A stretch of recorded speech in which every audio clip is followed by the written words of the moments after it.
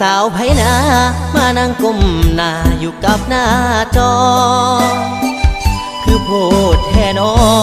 เบิ่งหน้าจอแต่เศร้าหอดค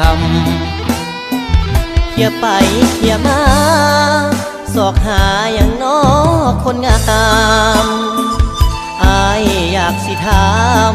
เว้าน้ำยานน้องสิดาการงานบ่คือหนังสือบ่เฮียนบ่หำพ่อแม่เว้านำคนงามก็บ่หัวสา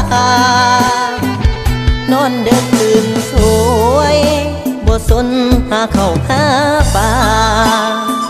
เขียนคิวทาตานัดหมู่พากันหอหอนสังคมก้มหน้าพาให้คนเฮาเปลี่ยนไปวัยรุ่นหญิงสายเป็นไปเกือบหมดทุกบ่อนอยู่ไผอยู่มันปัจจุบันบ่คือ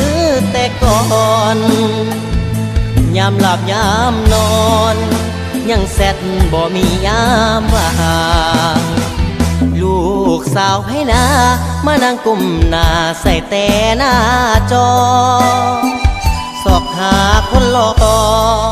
กดไลค์ให้ไผเด้นางเกิดมาเป็นมือถือบ่ยอมปล่อยวางย่านลายเด้นางย่านสอบตกย้อนกดไลค์ลา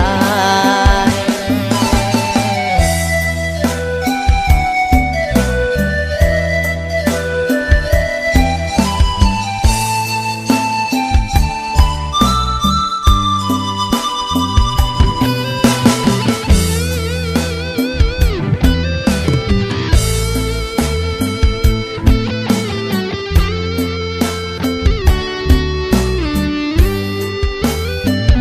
สังคมก้มหน้าพาให้คนเฮาเปลี่ยนไปวัยรุ่นหญิงสา